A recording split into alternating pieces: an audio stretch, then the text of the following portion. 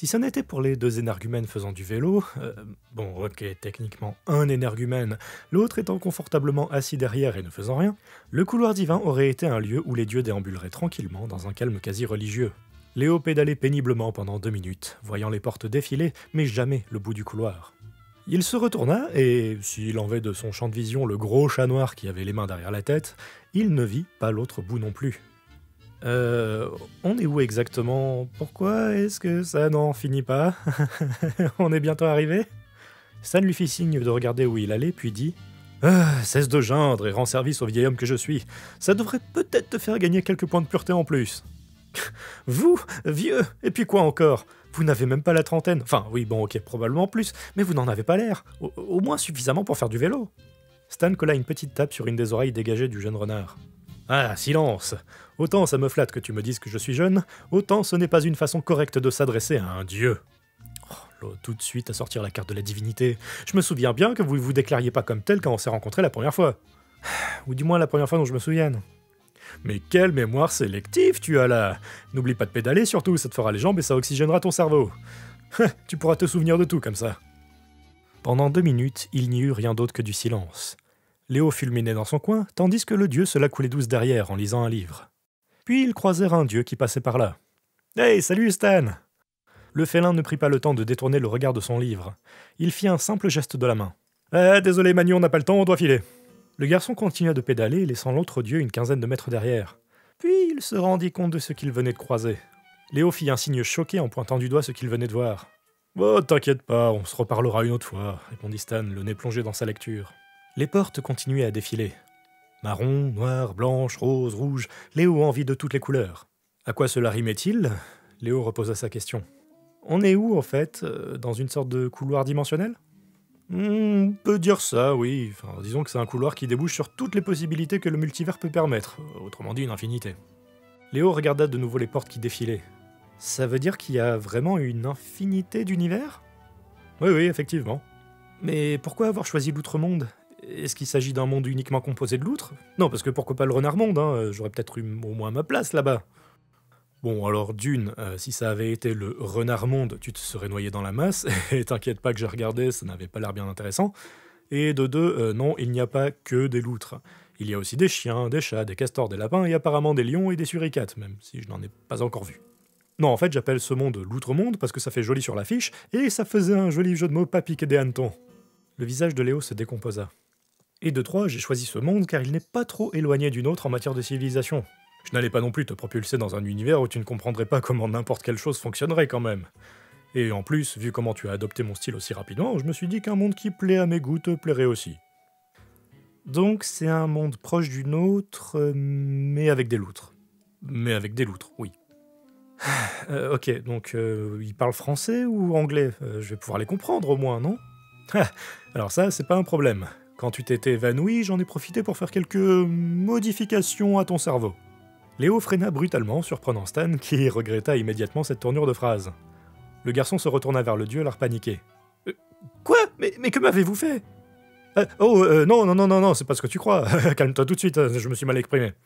Non, ce que je voulais dire, c'est que j'ai juste débloqué la partie de ton cerveau qui te permet d'utiliser le multilingue et aussi de comprendre n'importe quel dialecte. Tu vas dire une phrase en français et elle sera inconsciemment traduite dans la langue de ton interlocuteur. C'est pratique, non? Oh, parler et comprendre toutes les langues? Ça va m'être bien pratique. Merci, Stan. Mais il n'y a pas de quoi. Faut bien que tu aies suffisamment d'outils pour mener à bien ta quête, autrement tu ne serais pas en mesure de faire grand-chose. Et crois-moi, tu n'aurais pas l'air bien malin si je ne t'y avais pas préparé. Enfin, on reprend? En plus, on est bientôt arrivé. Léo recommença à pédaler. Le reste du trajet se fit en silence, et quelques minutes plus tard, Stan dit « Ah, c'est bon, stop, on y est !» Léo freina immédiatement. Tous deux descendirent du vélo, puis Stan le fit disparaître. Ils se dirigèrent vers la porte noire. C'est celle-là » Stan se rapprocha de la porte, puis dit « En effet, c'est celle-là. Tu es prêt à rencontrer le maître des lieux ?» Léo hocha de la tête, puis le dieu frappa d'un petit rythme en 6 coups. Ils attendirent une petite minute avant que la porte ne s'ouvre. À la grande surprise du garçon, le maître des lieux n'était pas une loutre, mais un furet au poil sombre et au costume marron. « Eh, mais c'est pas une loutre !» pensa Léo à voix haute. Stan se retourna, choqué. « Léo, mais comment oses-tu » Léo regarda le chat et le furet d'un air embarrassé, puis, baissant la tête, il lâcha un petit « désolé ». Le furet avait gardé la porte entrouverte et était resté dans l'encadrement. Bonjour ?» Stan se retourna vers son ami et s'inclina. Rebonjour, toutes mes excuses pour cet incident. Il ne l'a probablement pas fait exprès. Cet univers, il est nouveau pour lui. » Il tourna son regard de nouveau vers le garçon, une certaine once de fureur brillant dans les yeux. Le jeune renard ne manqua pas de baisser la tête encore plus. Le furet leur adressa un sourire gêné. Ce n'est pas grave, je comprends, on l'a tous connu ça ici au moins une fois, non ?» Puis après un bref silence, il ouvrit grand la porte.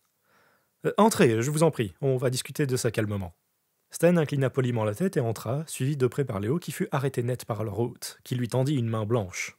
Edgar Bright. Léo vit le regard enthousiaste du furet, puis lui serra la main. Léo Davis. Enchanté, Léo. Edgar posa sa main sur l'épaule du garçon, ce qui ne manqua pas de le faire sursauter.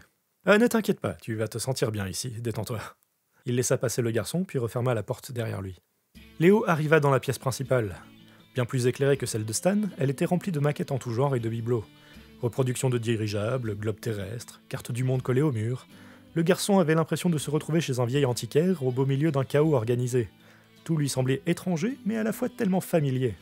La plupart des objets retrouvés là auraient bien eu leur place dans un débarras ou un musée de son propre monde. Une lumière naturelle semblait passer à travers les fenêtres situées de part et d'autre de la porte menant à la sortie, ce qui semblait plutôt étrange, car de là où il était, Léo ne voyait que des rochers et une vague forme arrondie en toile. Le garçon tourna la tête vers sa gauche et remarqua une bibliothèque encore plus grande que celle de Stan. Certains livres dépassaient des étagères, semblant sur le point de tomber, tandis que quelques-uns, moins chanceux, gisaient déjà par terre, en partie ouverts. Gentiment poussé par son hôte, Léo avança au centre de la pièce et constata que la forme à l'extérieur semblait joyeusement ballottée au gré du vent. Curieux, il voulut se rapprocher de la fenêtre. Stan commença à bouger pour objecter, mais fut interrompu par Edgar, qui lui fit signe de le laisser faire. Le garçon arriva devant la fenêtre et vit avec émerveillement que la forme qui l'intriguait autant n'était autre qu'un seul d'un dirigeable. Stationné à une 50aine de mètres de là, il était solidement amarré à un pic immense planté dans le sol. L'appareil semblait mesurer une 15aine de mètres de long et avait une cabine directement attachée au reste de la structure. Le museau collé à la vitre, Léo observa les alentours et constata que le sol rocheux laissait place à un immense lac. En y regardant de plus près, il semblait que la maison était située sur un petit îlot, mais plus curieux encore, étaient les étranges falaises incurvées vers le haut, s'élevant à une 50aine de mètres de hauteur. Puis, tentant d'observer le ciel, le jeune renard remarqua une étrange lueur violette partant du sommet de la falaise au loin, teintant subtilement le ciel bleu.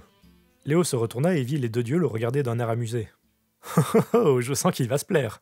déclara joyeusement Edgar. « Oh, je le pense aussi !» ajouta Stan, qui semblait content d'avoir bien choisi sa destination. Le furet au costume marron invita le garçon à s'asseoir sur un fauteuil en cuir placé au centre de la pièce. Léo accepta l'invitation et fut surpris de sentir que ce fauteuil non seulement était plus confortable que celui des appartements de Stan, mais qu'en plus il pouvait éviter de s'asseoir sur sa queue grâce à un trou judicieusement placé à l'arrière. « Alors, dites-moi tout, qu'est-ce que ce garçon a fait pour mériter d'être envoyé ici ? Vous m'en aviez parlé il y a 2 mois, mais j'ai oublié. » Edgar fit un clin d'œil complice au garçon qui semblait gêné de devoir encore une fois être confronté à ses erreurs. Stan prit la parole. « Bon, alors pour faire simple, comme vous le savez, j'ai tenté un passage avec lui et bon, ça a en partie raté. Il a reçu de jolis pouvoirs, mais il a perdu son humanité. Et de plus, il a utilisé les 10 pouvoirs pour céder au détriment du reste de l'humanité, chose que je ne tolère pas.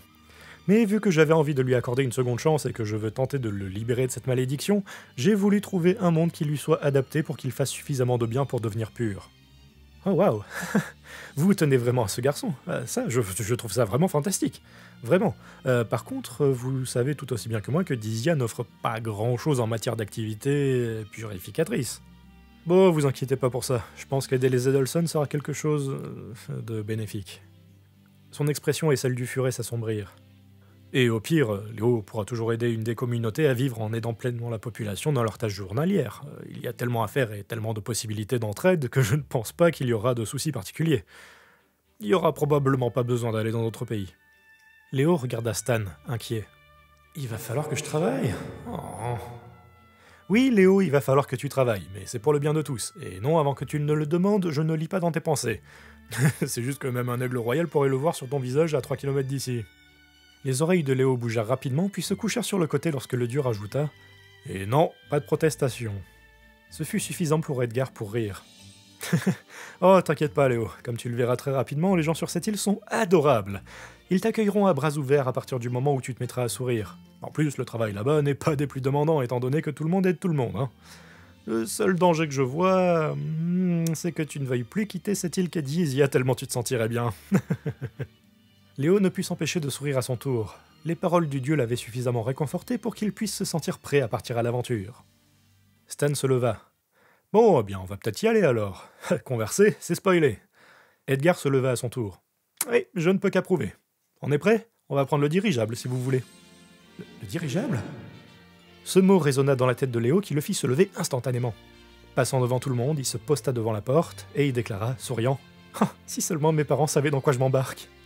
Léo ouvrit la porte, puis fut propulsé à une dizaine de mètres dans les airs, puis une vingtaine, puis suffisamment pour passer par-delà le sommet de la butte et disparaître lentement vers l'horizon dans une traînée violacée. Stan se précipita vers l'encadrement de la porte. Edgar le suivit juste derrière. « Ah, mince, j'avais oublié ce petit détail. » Stan se retourna vers le furet, les yeux ronds. « Mais qu'est-ce qui vient de se passer ? Quel petit détail ?» L'embarras se lisait bien sur le visage de l'hôte. « Eh bien, tu sais déjà que pour empêcher aux intrus de venir me voir sans être morts, j'avais créé une barrière au sommet du volcan qui repousse les êtres vivants. Mais vu que Léo était au centre, j'imagine que la force de la barrière était telle qu'il l'a propulsé bien trop loin. » Stan comprit ce que le dieu voulut dire, mais eut peine à le croire. « Mais une telle chute va le tuer! C'est une catastrophe !»« Mais non, j'ai créé la barrière de sorte à ce qu'elle empêche aux gens de se faire mal s'ils sont repoussés un peu trop violemment. Du moment qu'ils ne touchent pas le sol, Léo est en sécurité. Enfin, quoique, il est pas cardiaque, j'espère. » Non. Bon, bah il aura juste la peur de sa vie. Il regarda au loin le garçon devenu une espèce de comète violette. Et vu où il va, bah il devrait atterrir à Lutricia. C'est justement là où tu voulais aller, non ? Stan se retourna et vit le garçon lentement finir son ascension. Oh, bon, bah ça va alors. Il aura juste à se débrouiller seul le temps qu'on arrive. Mais pourquoi tu n'as rien précisé, bougre d'andouille ? Oui, j'ai oublié, dude. Stan grogna puis se retourna. Les deux dieux restèrent dans l'encadrement de la porte, observant le renard volant amorcer sa descente. Stan observa le spectacle, la main posée sur le front. Ils volent plutôt bien quand même. Hein. Oui, en effet, bizarrement, il me rappelle un peu un de mes fils comme ça. Puis lorsque le garçon disparut de leur champ de vision, Edgar dit « Bon, on y va ?» Oui, vaudrait mieux, hein, parce que je crois que le voyage il va durer un peu de temps, non ? Les deux dieux s'avancèrent tranquillement en direction du dirigeable stationné à l'extérieur. Une fois embarqués, ils partirent lentement, mais sûrement, à la recherche du garçon envolé.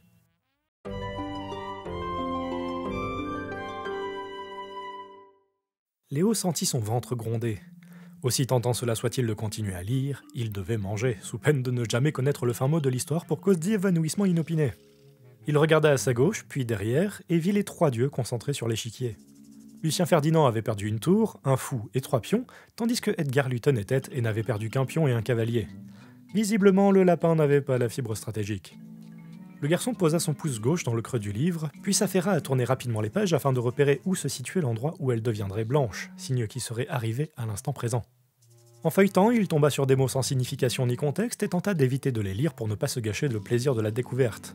Son œil eut du mal à suivre mais réussit à capter les noms de Frédéric, Gérold et Sidney. À peine eurent ces noms le temps de s'imprimer dans son esprit que Léo arriva à la fin du texte, qui continuait de s'écrire et qui disait que désormais il était en train de regarder le texte s'écrire. Léo regarda l'épaisseur du récit à venir, puis, avec un mouvement agile des doigts et un défilement des pages vers l'arrière, compara cet épisode avec les précédents. Ah ouais, ça va me prendre du temps.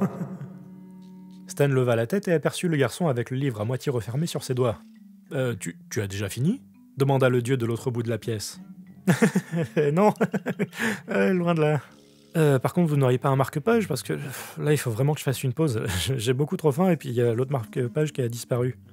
Oh, oui, bien sûr. Stan claqua des doigts, invoquant un joli marque-page en cuir. Tiens, voilà un. Tu voudrais pas carrément manger ici ? Tu sais, ça ne nous dérange pas. Hein. Le garçon remercia le dieu pour l'objet, puis déclina poliment l'invitation. Non, vous en faites pas pour moi. Je vais rentrer le temps de pouvoir prendre mon petit déjeuner. Mais pour le coup, je pense que je vais quand même passer l'équivalent d'une journée ou deux là-dessus. Hein. Et en plus, j'ai besoin de revoir mes parents. Ah, pourquoi tu en es où dans ta lecture ? J'ai appris que j'ai détruit plusieurs univers par accident, donc je pense que je vais décompresser un petit peu en revoyant ma famille. Je pense que ça va durer 1 heure ou 2. En plus, vu là où je me suis arrêté, j'ai pas trop envie d'en connaître la chute tout de suite. Puis, voyant le regard intrigué de son hôte, il ajouta, légèrement embarrassé... J'ai été propulsé de la maison d'Edgar par la barrière. Derrière Stan, une voix a dit « Désolé !» Edgar était toujours concentré sur son jeu, mais semblait en partie écouter la conversation. « Ah oui, ce petit incident. Oh, t'inquiète pas, ça finit plutôt bien pour toi. Enfin, tu sais, hein, tu peux prendre tout ton temps pour le lire, hein, je ne te force pas, du moment que tu t'arrêteras là où je te le demanderai. » Oui, non, mais j'ai quand même envie de savoir ce qui se passe, hein, vous inquiétez pas, ça sera fini en moins de 2. C'est juste que là, j'ai tellement faim, là, je m'évanouirais, hein, là, si je continuais plus longtemps. Bon, t'inquiète, je comprends. Oh, et je sais que ça t'intrigue, donc je vais te le dire tout de suite. Oui, la valise est encore avec toi, et maintenant que tu es pur, tu n'es certes toujours plus vraiment humain dans les faits. Mais tu peux désormais utiliser tes pouvoirs à volonté sans que ça n'ait de conséquences sur ton apparence. Et d'ailleurs, même si tu veux, tu peux carrément changer de forme à volonté. Quoi, vraiment Ouais, enfin, je vois pas à quoi ça pourrait me servir, mais... Léo ferma les yeux, repensant à son apparence lors de sa visite dans l'outre-monde. Il sentit des picotements à travers tout le corps, puis, lorsqu'il ouvrit les yeux, il vit son long museau. Ah ouais, ça semble bien marcher d'ailleurs. Le renard regarda son reflet dans le miroir le plus proche, puis claqua des doigts. Sa valise apparut et tomba lamentablement au sol. Oups. Il s'empressa de la récupérer, puis se redressa rapidement pour pouvoir de nouveau se regarder, bagage en main. Ah ouais, plutôt pas mal. Edgar se retourna le temps d'admirer le garçon. Ah bah là comme ça je te reconnais. Tu te souviens de moi maintenant ? Léo se retourna à son tour en direction du furet, puis admit... Enfin, oui, même si ça reste encore assez vague. Désolé, Edgar. Légèrement déçu, le dieu se remit à fixer l'échiquier. Ah, ça viendra, t'inquiète pas. Bon, où est-ce que j'en étais, moi ? Léo claqua à nouveau des doigts pour faire disparaître sa valise, puis repensa à son lui habituel. Il ressentit à nouveau des picotements, mais il était redevenu lui-même. Eh ben, c'est plutôt cool tout ça. Mais bon, je vais quand même pas trop traîner, hein. Là, j'ai vraiment trop faim. Bon allez, va manger, va. Prends ton temps. Stan observa ses collègues, profondément absorbés par le plateau de jeu. Je pense qu'on ne bougera pas de toute façon. Léo observa lui aussi la scène, puis sourit. Okidoki. Bon, eh bien, à tout à l'heure, Stan. Allez, à toutes. Léo se dirigea vers la porte, l'ouvrit, puis dit « À tout à l'heure, vous deux !» Ce à quoi les deux dieux marmonnèrent un « à l'heure » quasi inaudible. Le garçon ferma la porte et passa par le portail en sautillant. Les deux joueurs levèrent la tête, constatant que Léo était parti. « Oh, il est parti ?» demanda Lucien Ferdinand. « Il reviendra dans pas très longtemps, vous inquiétez pas pour ça. » répondit Stan qui regardait le ciel étoilé par la fenêtre. « C'est un brave gamin » déclara Edgar souriant. Lucien Ferdinand, un peu fatigué par tant de réflexion, invoqua une bouteille et 3 verres qu'il remplit. « Ah, je vois ça. Mais donc, il s'est passé quoi après que... »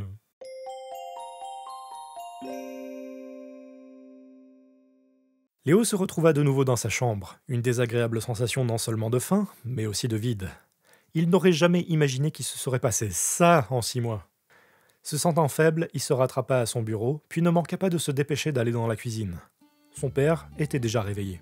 « Bonjour Léo !» Il vit son fils plus mou que d'habitude. « ça va ?» Léo lui fit un signe de la main censé être rassurant. « Ah, ça va, t'inquiète pas, j'ai juste très faim. » Son père le regarda, à la fois content de savoir que c'était bénin, mais inquiet. « Oh, eh bien prends ce que tu veux, tu es chez toi après tout. » Léo sourit, puis sortit un paquet de céréales du placard, et chercha un bol, une cuillère, et enfin une bouteille de lait.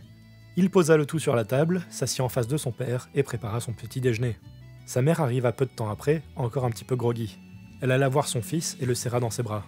« Oh, ça m'avait manqué... Bonjour mon garçon, ça va ?»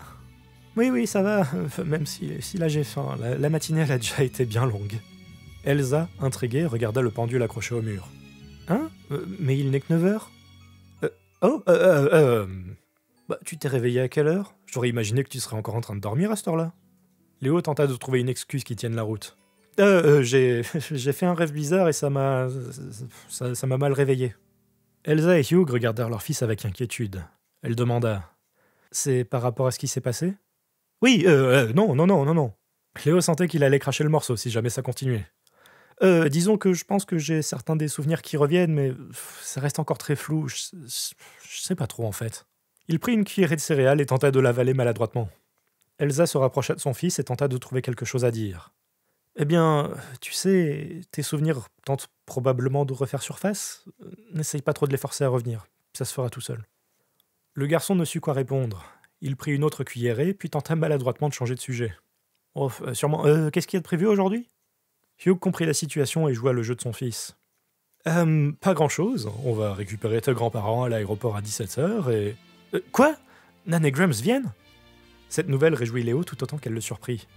Hugh expliquait à son fils qu'il les avait appelés pendant qu'il était sur l'ordinateur la veille, et qu'à peine ont-ils entendu la nouvelle du retour de leur petit-fils qu'ils avaient réservé un billet d'avion le plus tôt possible. En même temps, avec la fortune acquise, acheter un billet d'avion n'était devenu qu'une simple formalité. Léo rayonna de joie le restant du petit déjeuner, puis, après avoir fait les préparations nécessaires, il prétexta consulter ses mails pour aller de nouveau dans sa chambre et aller visiter de nouveau le domaine des dieux, la ferme volonté de retrouver ses souvenirs avant de retrouver sa famille, quitte à passer une nuit ou deux chez Stan. Léo ouvrit la porte de la maison du dieu. « Rebonjour tout le monde !» Stan était assis non loin de ses deux collègues, un journal à la main. Il se leva lorsqu'il vit le garçon arriver. « Ah, Léo, bien mangé ? Oh, je vois que tu es radieux. Qu'est-ce qui s'est passé ?» Le garçon referma la porte. « Ah oui, j'ai bien mangé. En plus, il y a mes grands-parents qui vont venir cet après-midi. »« Ah, Gary et Amy. Je les ai pas beaucoup vus ici, fort heureusement. Très sympathique. D'ailleurs, ça veut dire que tu vas reprendre la lecture plus tard ?» Léo le regarda bizarrement, mais son enthousiasme reprit rapidement le dessus.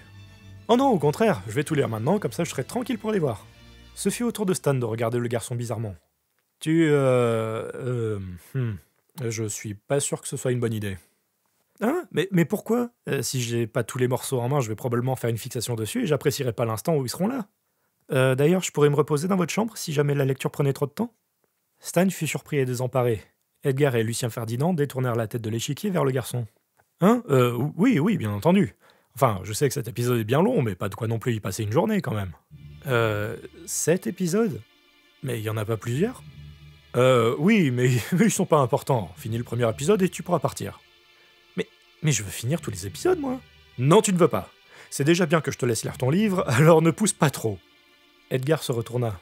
Stan, je sais bien que tu veux protéger le garçon, mais s'il veut tout lire, laisse-le.